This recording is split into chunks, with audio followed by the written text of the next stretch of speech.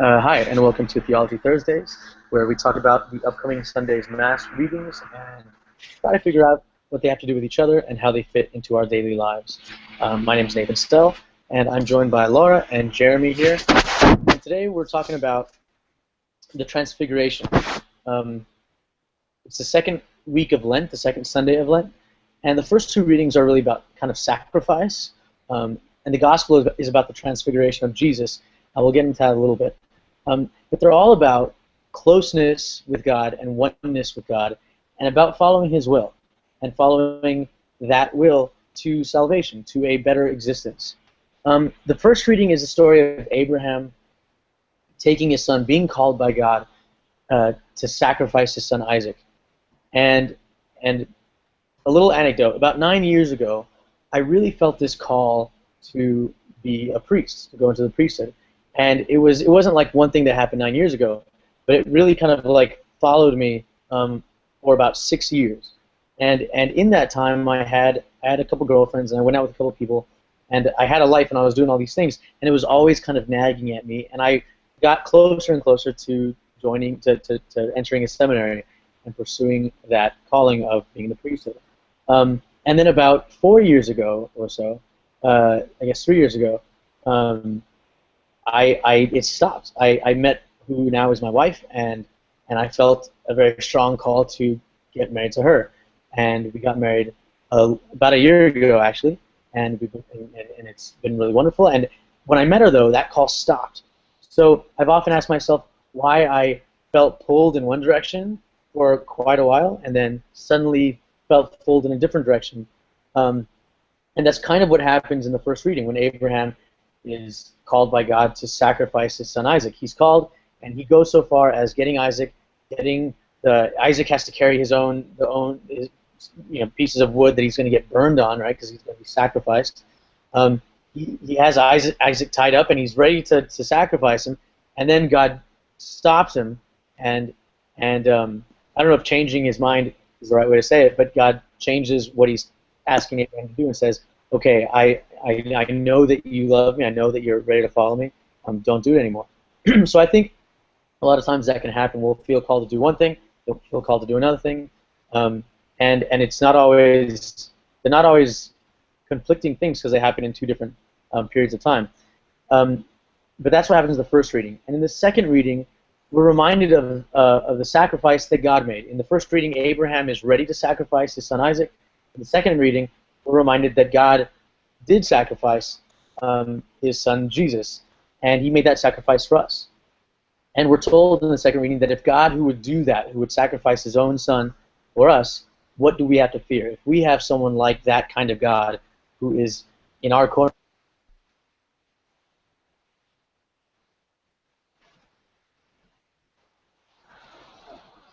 Mm-hmm.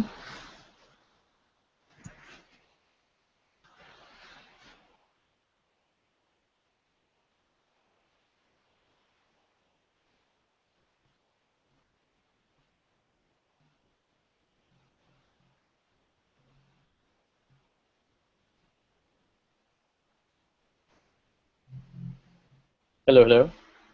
You back? Sorry, I have no idea what happened. Did it just cut out? Yes. Okay. Where was I when it cut out? I'll just continue. What do we have to fear? Okay, cool. Yeah, so if we have God on our side, God in our corner, what could we possibly have to fear?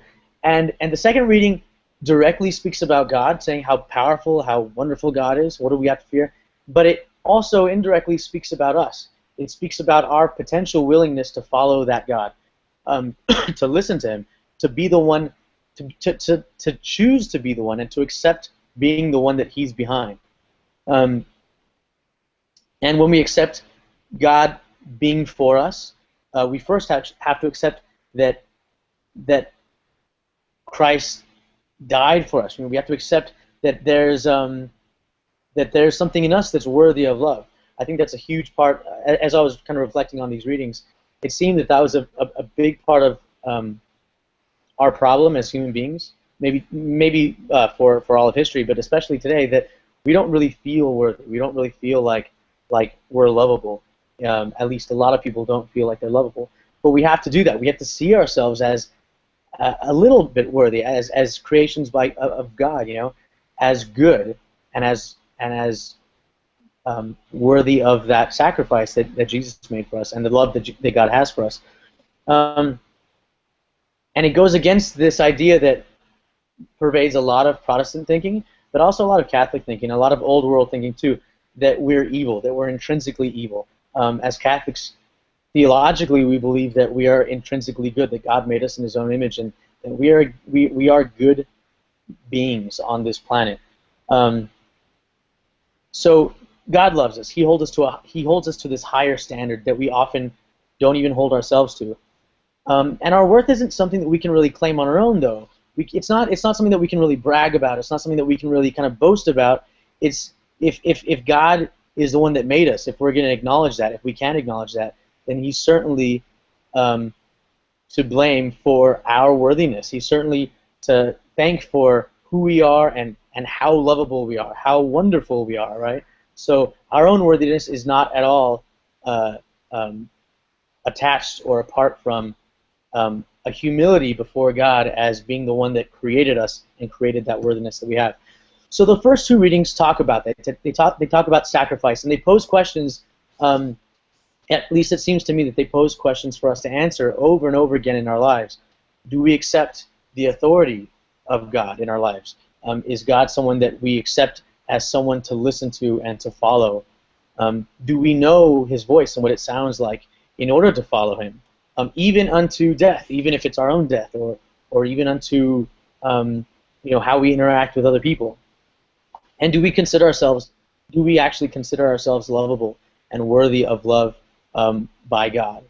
And then we go to the gospel, the third reading this week, and the gospel also talks about that love that God has for us. In it, Jesus gives the three chosen apostles, Peter, James, and John, a glimpse of His greatness, a glimpse of heaven, really, a peek into heaven. And it was this peek. It happened in the Gospels around the time right after Peter acknowledges Him as the Messiah, right? And it happens at a time when he's kind of preparing them to.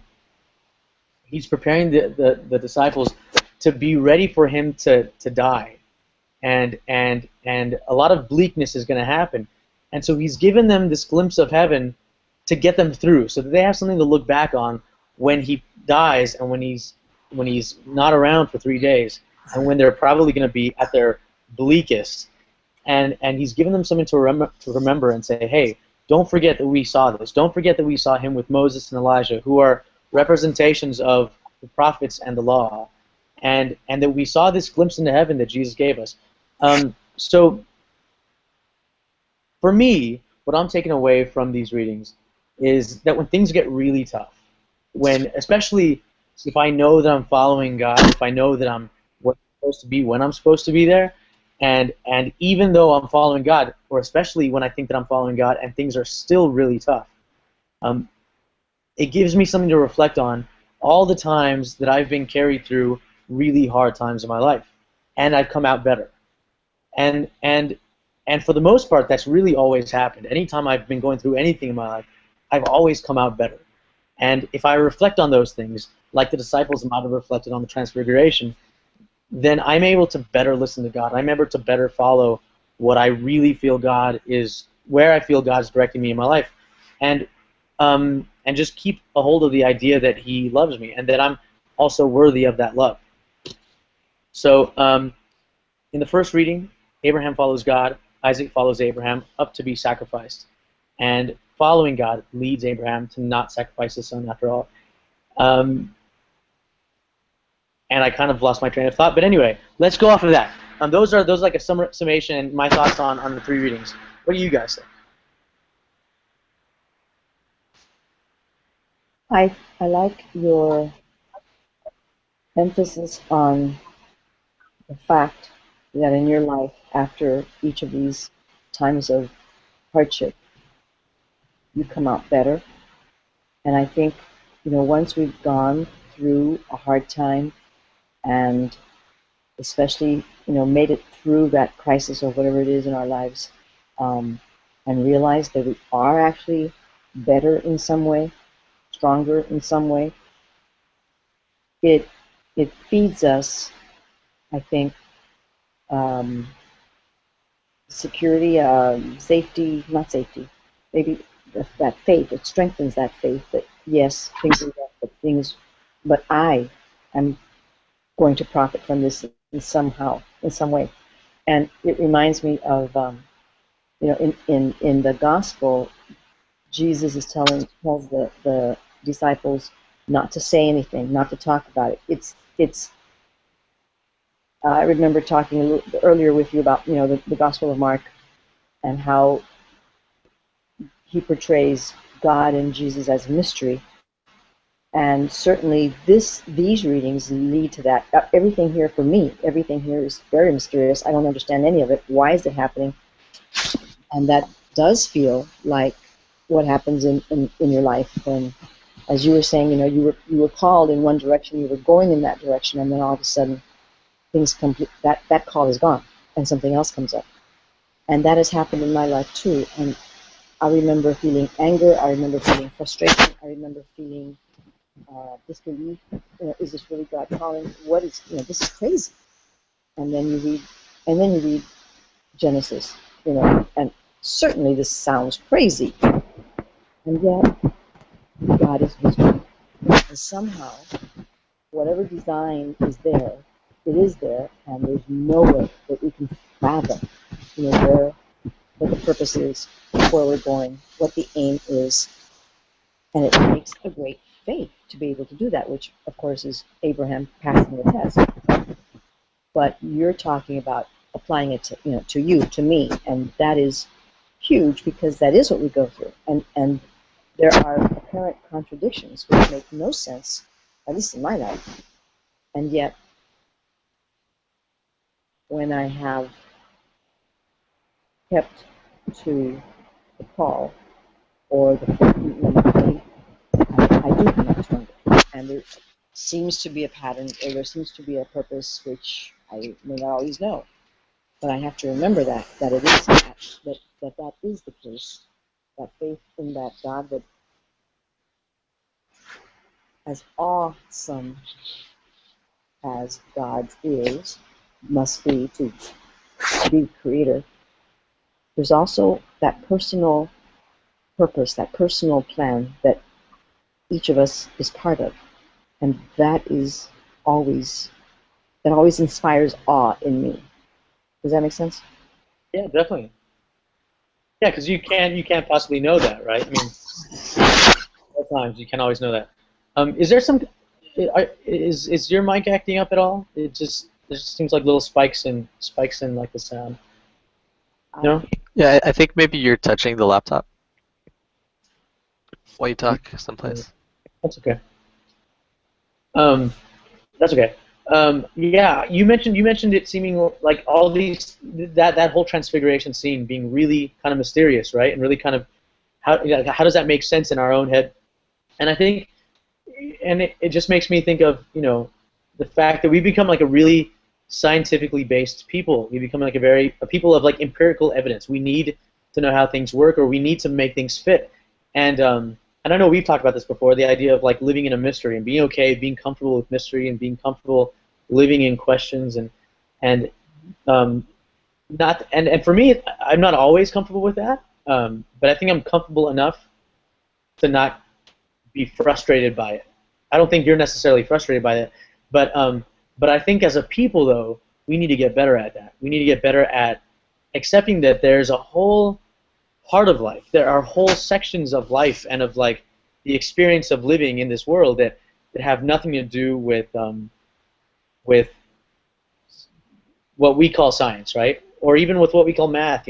Nothing to do with figuring it out. There's a spiritual dimension to our lives, and if we're if we're really kind of like taking even the word faith seriously, and whatever religion we belong to seriously, all of them have spiritual dimensions. They have these dimensions of our existence that don't fit neatly into I get that, something that we can really control, really. And so, because I was thinking that too, I found myself trying to like figure out, I wonder what the Transfiguration really was. I wonder what it really was, and might have gotten like what it was in the beginning that might have gotten changed a little bit as they wrote it down or as they thought about it and reflected on it. But then I realized I was trying to put it into a box that I understood and that I could make sense of, and that's not really the point of it. The point of it is to reflect on a couple truths. One, that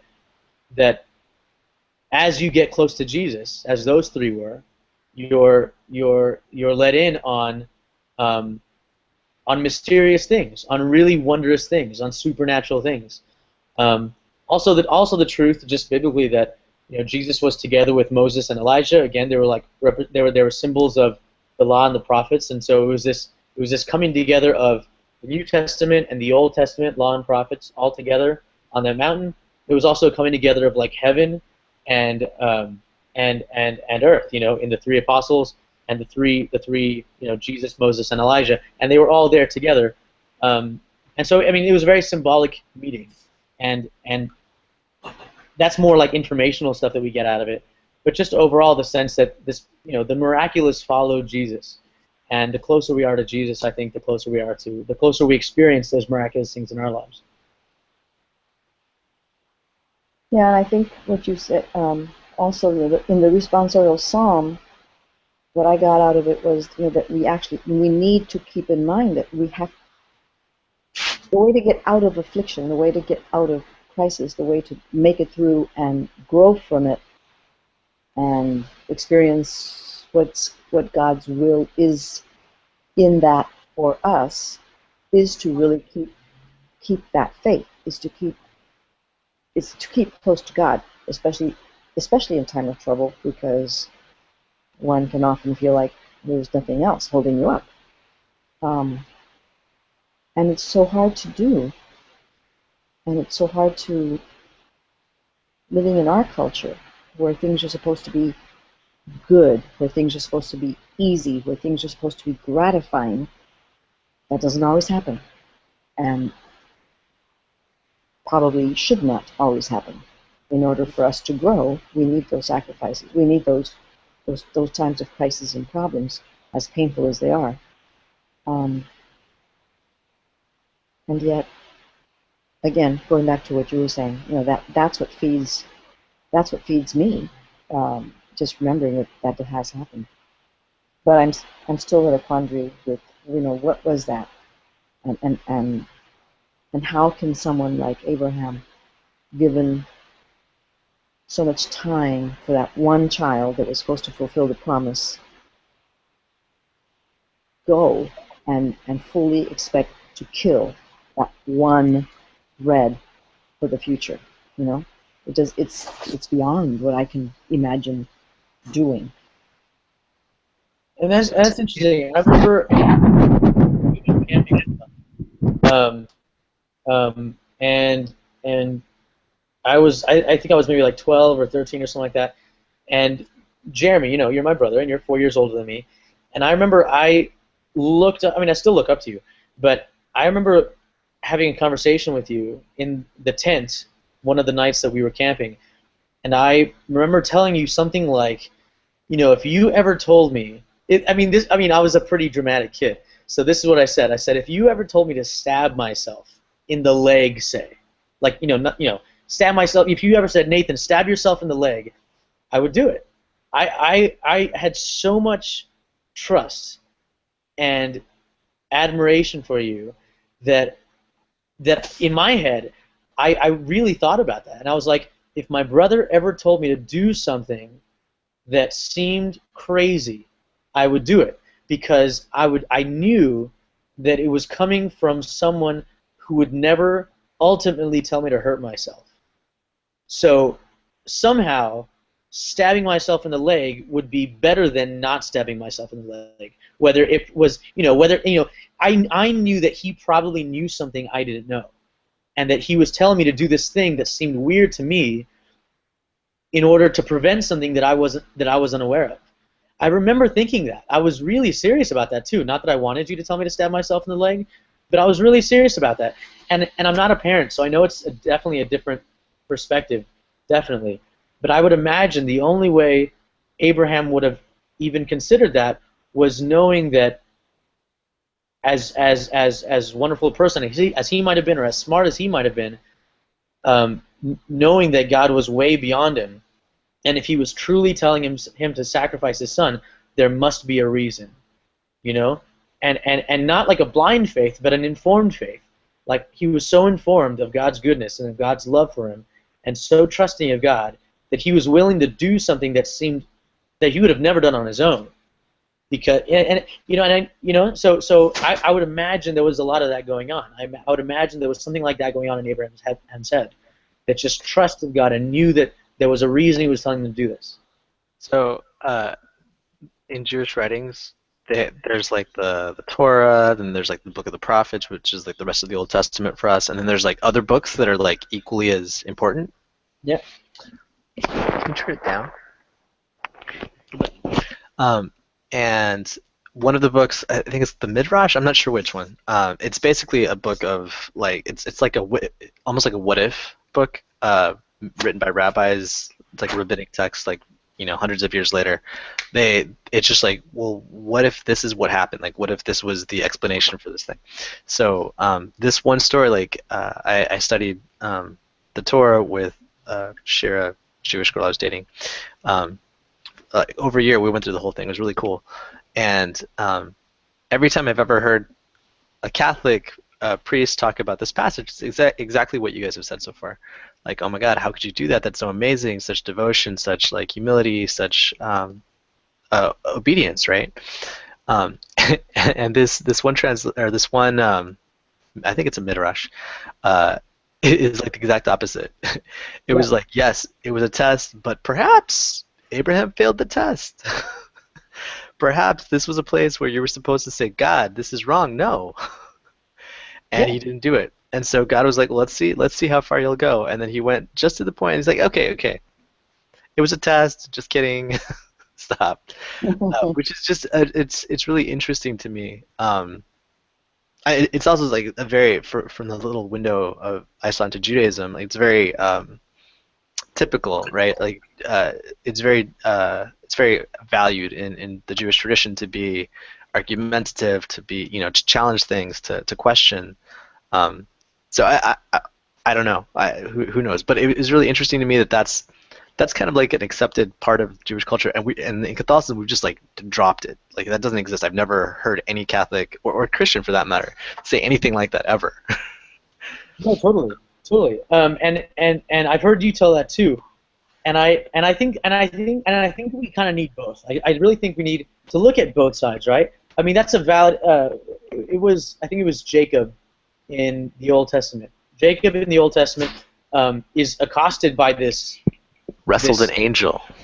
Wrestled God, really? Yeah, right. Yeah, and he's accosted. He doesn't know who the person is, right? And he wrestles him all through the night until he realizes that he's wrestling God, right? And that's when the struggle stops. That's when he realizes who he's wrestling, the struggle stops, and he comes out of that hurt, but changed, right? And so, I definitely do think that and I'm not arguing with you here at all. I think that that Jewish point of view is very, very valid as well. I think it's really important to know when to wrestle with God.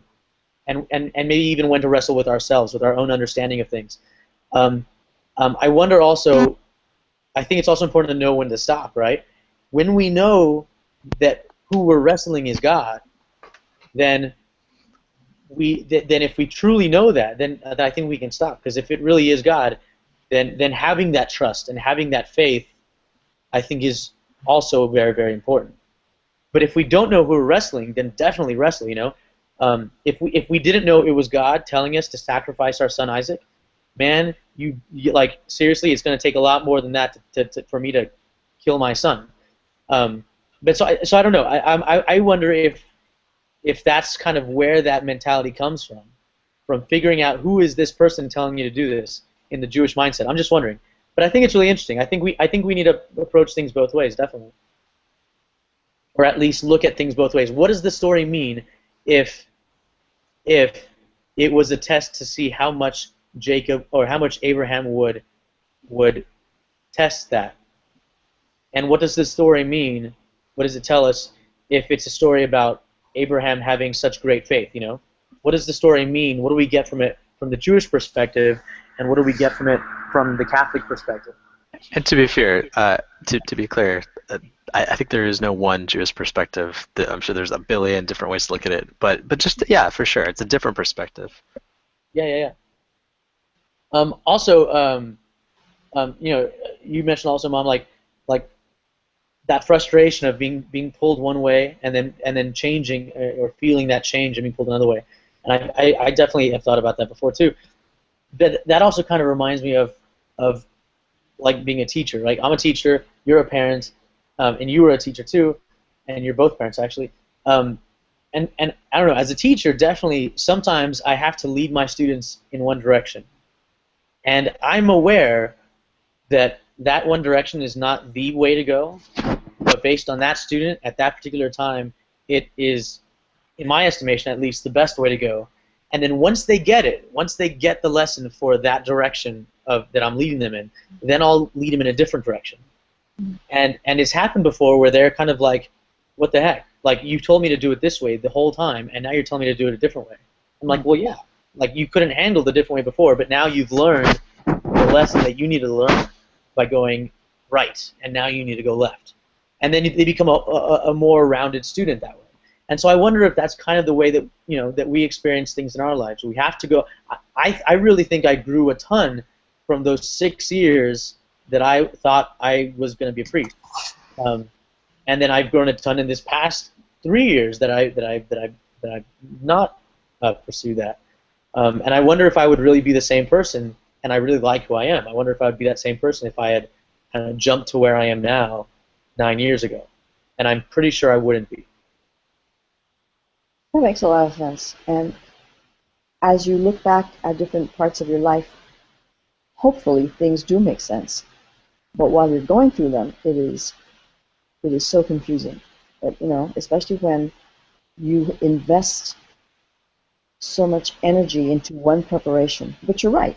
All of that is building you up. All of that is developing you. And you can't possibly know where God wants you to use that or what He's preparing you for until later, if ever, you know. Yeah. I wonder if we always, I mean, I doubt that we ever really understand what it's all about. But it does feel very comforting when you find one piece that fits, you know, and then that helps you kind of stick with it the next time that things just seem to be so incongruent. Yeah, definitely. We're coming on about 30 minutes now. So do you guys have any either final thoughts or any just questions or thoughts on what we talked about or any part of the readings? I don't. How about Jeremy?